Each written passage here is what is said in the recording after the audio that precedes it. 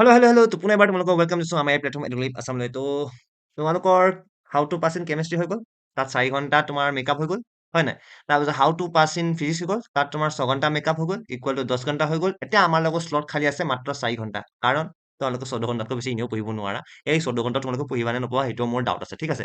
তো তথাপিও মই তোমালোকৰ how to pass in maths আনিছোঁ, অনলি ফৰ বেক বেঞ্চাৰ্ছ আৰু যোনে মেথছ এতিয়ালৈকে পঢ়িব আৰম্ভ কৰা নাই বা যোন ল'ৰা-ছোৱালীয়ে তোমাৰ কি কয় মেথছটো ফ'ৰ্থ কৰিম বুলি ভাবিছে সিহঁতৰ কাৰণে, ঠিক আছে? ক্লাছ 12 চায়েন্স এছএফ কাৰণে হয়। এতিয়া চোৱা, পাছিং মাৰ্কছ আমাক মেথছৰ কাৰণে লাগে 30 out of 100 but 50 is still possible. মানে আমি 50 মাৰ্কছ এতিয়াও আনিব পাৰিম। চোৱা কেনেকৈ, তোমালোকক মই কৈছোঁ এইকেইটা আগতো কৈছোঁ যে relation function algebra vectors in 3D তাৰপিছত লিনিয়াৰ প্ৰগ্ৰাম আৰু প্ৰবেবিলিটি এইকেইটা চেপ্টাৰ্ছ মিলাই পিনি তোমাৰ 56 মাৰ্কছ আছে। তো তোমালোকে যদি এইকেইটা ভালকে পঢ়া তোমালোকে 56 নহয় বাট 45 to 52 আনিব পাৰিবা।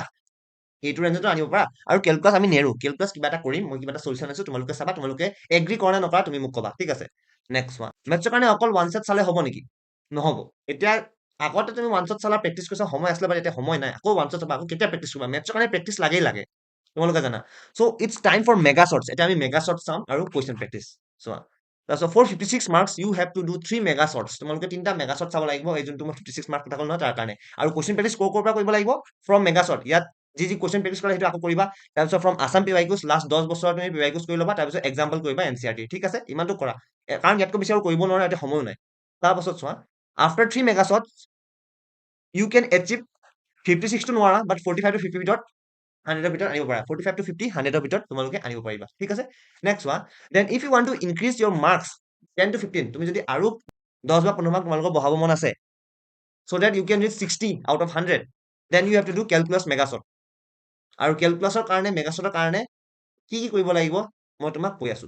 Next one, for 45 to 50 marks these are the mega shots. এইকেইটা মেগাশ্বটছ চাব পাৰা তুমি। ৰিলেশ্যন ফাংচন ইনভেষ্টিগেটিভ ফাংচন 4 ঘণ্টা 20 মিনিট, মেট্ৰিক্স ডিটাৰমিনেণ্ট প্ৰবেবিলিটি 6 ঘণ্টা, তাৰপিছত ভেক্টৰছ আলজেব্ৰা 3D আৰু লিনিয়াৰ প্ৰগ্ৰামিং 4 ঘণ্টা 40 মিনিট, ঠিক আছে?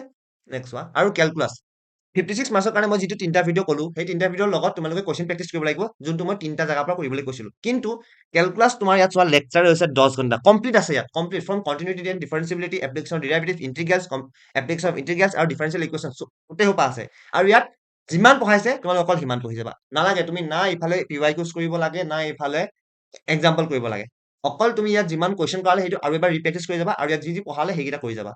আৰু এতিয়া তুমি ক'বা এইটো CBSE হয়, তো আছামৰ কাৰণে এনেকুৱা ভিডিঅ' নাইও ন, CBSE পৰা পঢ়িব লাগিব, আৰু যিহেতু চিলেবাছ ছেম, তো এইটো চোৱাত একো ভুল নাই নহয়। তো লাষ্ট অপশ্যন এইটোৱে আছে, ঠিক আছে? তোমালোকক এইটো ভিডিঅ' চাবলৈ কৈছোঁ মই, বাট গোটেইকেইটা ইয়াৰ পৰা আহিব বুলি নাভাবিবা আকৌ দেই। কেলকুলাছ পাৰ্টত মই তোমালোকক এইটো ভিডিঅ' আৰু ইয়াৰে কুৱেশ্যন চল্ভ সেইকাৰণে কৰিবলৈ কৈছোঁ, কাৰণ তোমালোকে যাতে অলপ 10 to 15 মাৰ্কছ ইনক্ৰিজ হওক। তোমালোকে ইয়াৰ ফৰ্মুলাবোৰ আৰু ইয়াৰ কুৱেশ্যনবোৰ ভালকৈ কৰি গ'লে তোমালোকৰ কি কয় ফাইনেলত যিবোৰ মাৰ্কছ আহিব তোমালোকৰ সেইটো কুৱেশ্যন অলপ এপ্ৰ'চ কৰিব পাৰিলে হ'ল। সিমানটো কাৰণে মই লেকচাৰটো চাব দিছোঁ, নহ'লে কেলকুলাছ পাৰ্টটো একেবাৰে এৰিলেও একো কেছ নাই।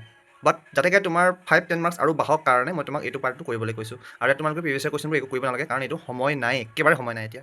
Next one, to get 45 or 50, মানে অকল সেই যিকেইটা চেপ্টাৰ এলজেব্ৰা পাৰ্টত চেপ্টাৰ্ছ কেইটা কৰি গ'লে তোমাৰ নাম্বাৰ অফ আৱাৰ হ'ব 15 আৱাৰ লেকচাৰ আছে, ঠিক আছে? তাৰপিছত তুমি চেল্ফ ষ্টাডি যদি তুমি 30 আৱাৰ কৰা, দুগুণ দিছোঁ, দেন টোটেল 45 আৱাৰ্ছ বনিব। আৰু 45 আৱাৰ্ছত যদি তুমি 15 দিনৰ ভাগ কৰা, দেন তুমি ডেইলি 3 ঘণ্টাকে পঢ়িলে হ'ল, ডেইলি ফৰ 15 ডেজ, ঠিক আছে? নেক্সট চোৱা, এতিয়া if you want to score more, তোমাৰ যদি আৰু মাৰ্কছ লাগে কেলকুলাছটো কৰা, মই যেনেকৈ কৰিবলৈ কৈছোঁ, অকল সেই লেকচাৰটো চোৱা, লেকচাৰৰ পৰা তাৰে কুৱেশ্যন এনচাৰবোৰ কৰা, আৰু বাকী একো কৰিব নালাগে। মই ক'লো নহয়, সেইটো যদি আমি এড কৰি দিওঁ, 10 ঘণ্টা আছে লেকচাৰটো, তাৰপিছত যদি তাক তুমি চেল্ফ ষ্টাডি মানে প্ৰেক্টিছ কৰা নিজে, নে 5 ঘণ্টা লাগিব, তাৰপিছত তোমাৰ আৰু 15 আৱাৰ ইয়াত ইনক্লুড হৈ গ'ল। Then total number of hours মানে 45 + 15 60, যিটো 15 দিনৰ যদি আমি ডিভাইড কৰোঁ, 4 ঘণ্টাকে ডেইলি পঢ়িব লাগিব ফৰ 15 ডেজ, ঠিক আছে? এতিয়া লেকচাৰ লিংকছবোৰ তোমালোকে ডেছক্ৰিপশ্যন পাই যাবা, আৰু এই ভিডিঅ'টো সৰু বনাইছোঁ কাৰণ ফটাফট তোমালোকক দি দিওঁ ইনফৰমেশ্যনবোৰ, কেনেকৈ কি কৰিব লাগে তোমালোকে মই ক'লোৱে। 4 ঘণ্টাকে ডেইলি পঢ়া, মেথছ পঢ়া 15 দিনৰ কাৰণে। আৰু বাকী ইংলিছটো কেতিয়াৰ পৰা পঢ়িব কৈছোঁ মই ফিজিক্সৰ ভিডিঅ'ত কৈয়ে দিছোঁ। তো সিমানে কৈ সামৰিছোঁ। থেংক ইউ, নমস্কাৰ। লাইক, শ্বেয়াৰ, ছাবস্ক্ৰাইব, কমেণ্ট কৰিব নাপাহৰিবা।